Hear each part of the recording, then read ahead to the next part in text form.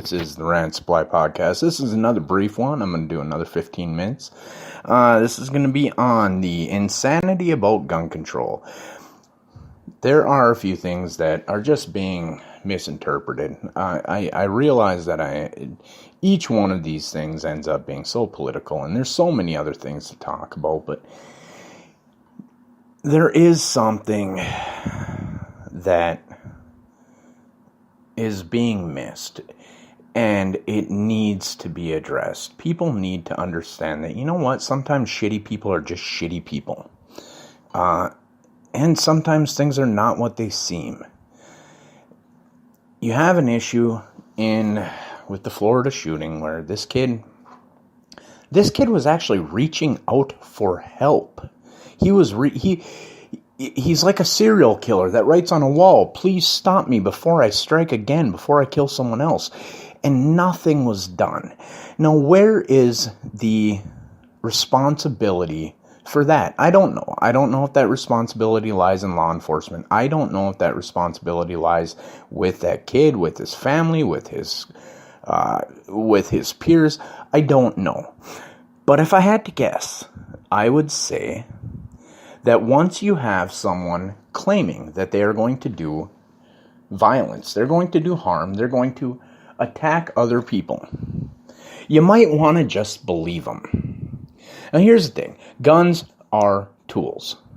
If it wasn't a gun, it could be a bomb, it could be a knife, it could be poison, it could be anthrax. The Texas bomber was the Austin bomber, whatever you want to call it. A prime example of how gun control in and of itself is not going to stop mass attempts on other people's lives. Now, we go into the violent video games, the violent movies. I grew up in the 1980s when some of the biggest blockbuster movies talk about, like Rambo, Commando, things like that. Arnold Schwarzenegger is one of the world's biggest celebrities for a reason. Sylvester Stallone, Chuck Norris. I mean, look at the Chuck Norris jokes. I mean, it has to be amazing to be Chuck Norris and read this stuff. You know, Chuck Norris is so fast he can run around the world and punch himself in the back of the head. I mean, this stuff is, granted, they're hilarious, they're awesome. I think Chuck Norris is not just an amazing martial artist. I think he's a good human being. He does his best to help society. I think that we should all do that. But here's the thing. The Second Amendment is something that needs to be understood before it can be attacked. If you want to attack the Second Amendment, first, please try to understand what it means. The Second Amendment was put in place for the American people to be able to form militias and defend themselves against a tyrannical government that they figured would inevitably exist, because in the history of mankind, that is, the overthrow of governments has always occurred that way. Now,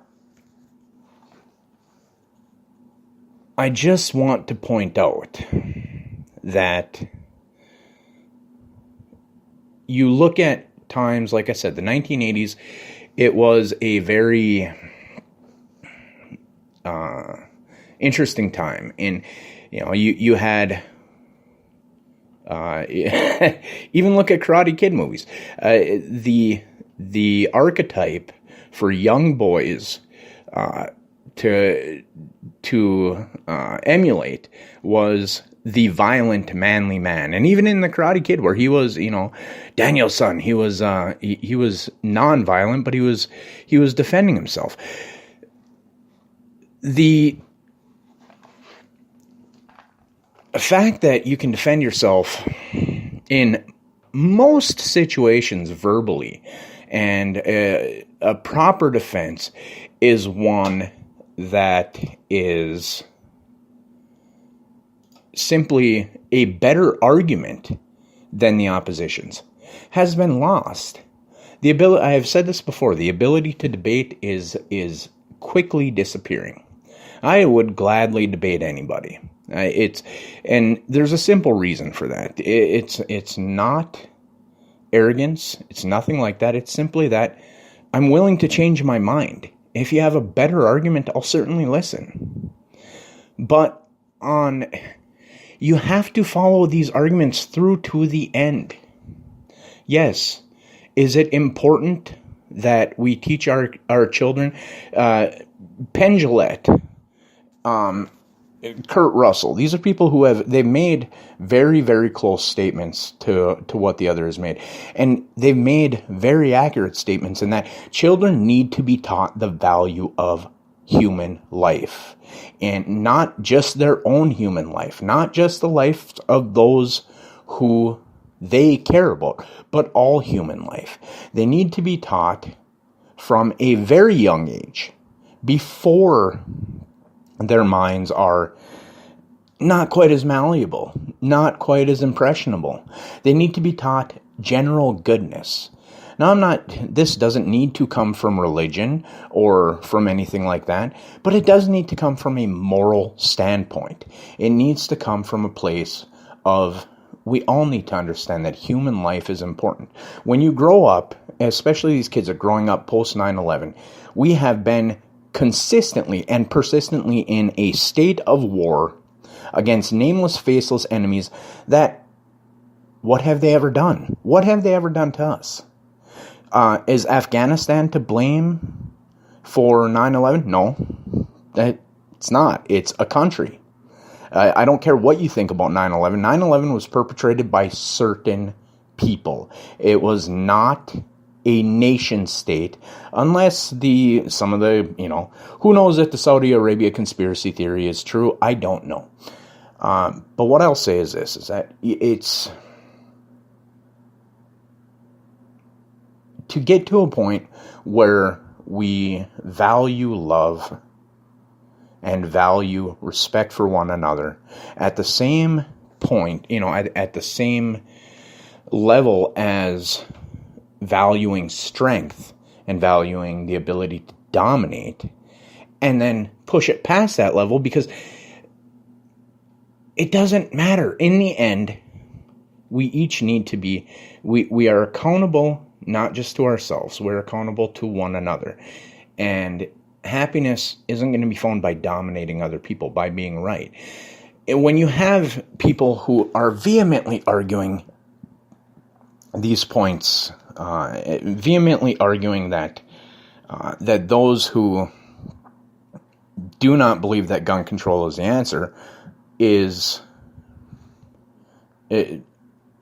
somehow an indicator that these people do not care about the lives of children, it's a childish, stupid statement.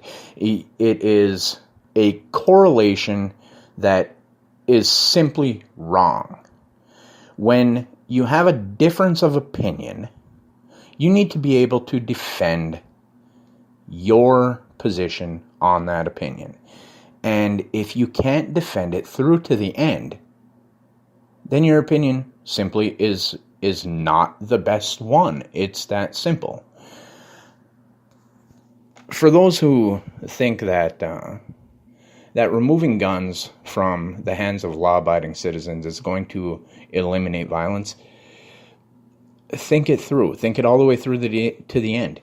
Do you believe that criminals who do not value life or value the laws of murder, the laws of breaking and entering, do you think that they value a gun law? Do you think that they are going to adhere to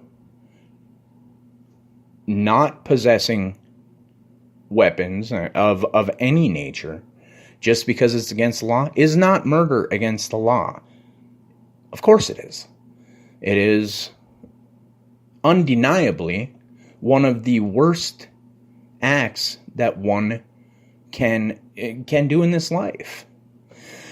But when you are raised, and all throughout your life, we are bombing and droning and killing millions of people who've never done anything to harm us.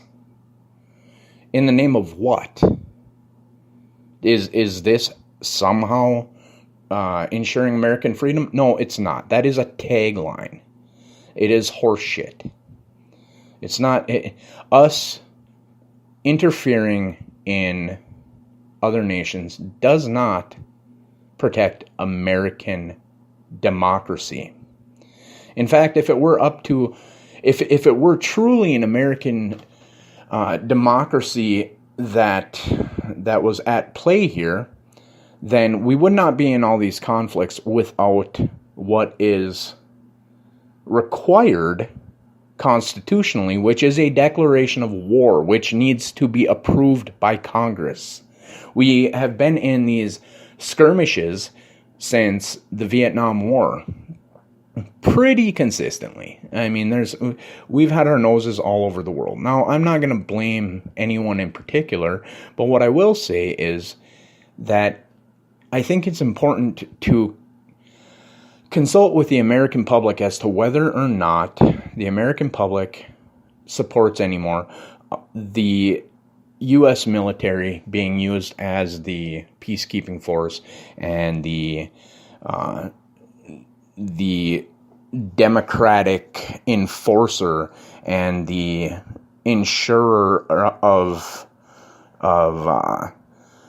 petrodollars and corporate wealth around the world. I would say that my expectation is that the vast majority of people are going to say no. No, that is not that. The fact that it ever happened is a disgrace to the nation. It's a disgrace to the people. It is a disgrace to the Constitution itself. And it needs to be put to an end. You cannot raise a generation of children to have respect and empathy for human life, especially unknown human life, when the government itself does not.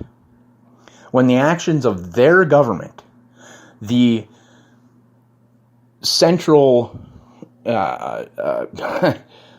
congregation of those who are supposed to represent them, act in complete opposition to these very simple and sacred principles. That's all I got to say on that. I don't mean any offense to anyone. That's the one point that we have to get to, is the understanding that I can disagree with someone without attacking that person, without assuming that that person's opinion makes them an evil shit, because it doesn't. It just means that they see a path forward that I disagree with. I see a path forward that they disagree with. There is a way to have respectful conversations about this and move forward. It's called democracy. Now, the Second Amendment, it is what it is, but it is a constitutional right for a reason. Anyway, I love the QAnon